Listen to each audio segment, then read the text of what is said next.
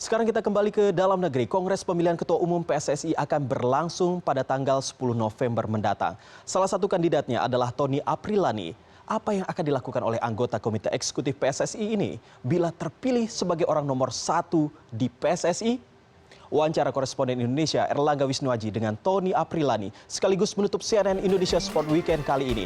Update juga informasi olahraga Anda di portal berita kami di cnnindonesia.com. Saya Iqbal Kurniadi, Sitius, Altius, Fortius. Nama Tony Aprilani adalah nama yang sudah tidak asing lagi.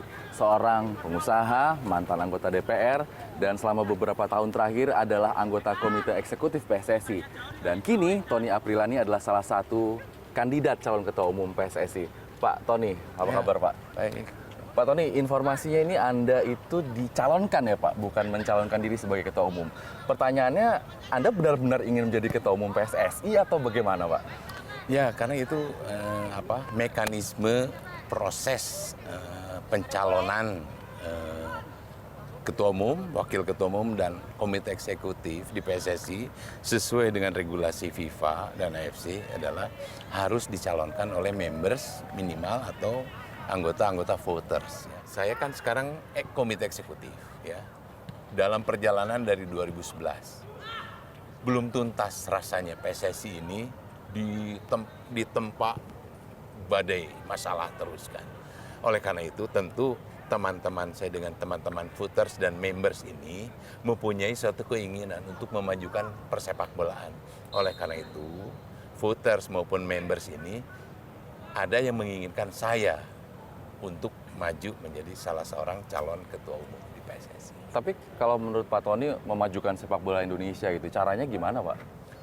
Pembinaan sepak bola ini tidak semudah membalikan telapak tangan. Jadi itu butuh proses. Saya waktu itu jadi ketua PSSI Jawa Barat itu tahun 2006. Baru sekarang 2016, 10 tahun setelah itu baru mendapatkan buahnya. Yang mendapatkan buahnya ini tentunya adalah ketuanya yang meneruskan visi misi saya. Bukan dia merombak total gitu kan. Nah ini pun di PSSI Pusat, persepak bolaan di negara kita tentu tidak akan jauh formulasinya dengan itu. Sekarang kita tinggal punya nggak keberanian menghabisi para pemain-pemain atau pengurus PSSI yang sering bermain-main. Baik itu di bidang mafia, baik itu di bidang pengaturan skors, baik itu di bidang pengaturan match fixing, dan seterusnya, dan seterusnya. Ini hal-hal yang sangat strategis. Pada saat itu saya banyak memberikan satu masukan baik itu di forum rapat Exco maupun langsung kepada ketua umum dan wakil ketua umum. Bahwa yang dilaksanakannya ini tidak sesuai dengan kaidah-kaidah dan regulasi dan juga di dalam statuta. Nah, ternyata pada saat implementasinya itu sangat sulit.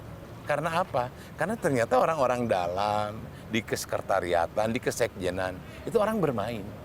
Nah, pengalaman inilah barangkali salah satunya saya ngobrol-ngobrol dengan teman-teman voters maupun teman-teman members PSSI menjadi salah satu drive, ya, salah satu kenapa saya diminta oleh teman-teman ini untuk maju di salah satu calon ketua umum.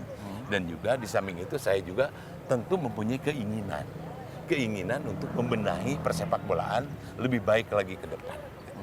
Tapi gini Pak, kalau ada tanggapan kan Pak bahwa ada pendapat lah bahwa ini sudah saatnya nih PSSI bersih dari orang-orang lama nih, ganti semua dengan wajah-wajah baru. Pak Tony Aprilani sendiri termasuk orang-orang yang sudah cukup lama di PSSI kan Pak? Ya. Tanggapan Anda gimana Pak? Kalau saya sangat setuju ya. Kalau saya sangat support seandainya saya dianggap orang-orang lama. Padahal di satu sisi kalau misalnya kita mau dengan jujur katakanlah, siapa sih di dalam nanti yang akan memimpin PSSI ke depan? Kan ada aturannya, minimal calon ketua umum atau calon komite eksekutif itu harus sudah berkecimpung di olahraga sepak bola 5 tahun. Itu saja kan udah membutuhkan waktu.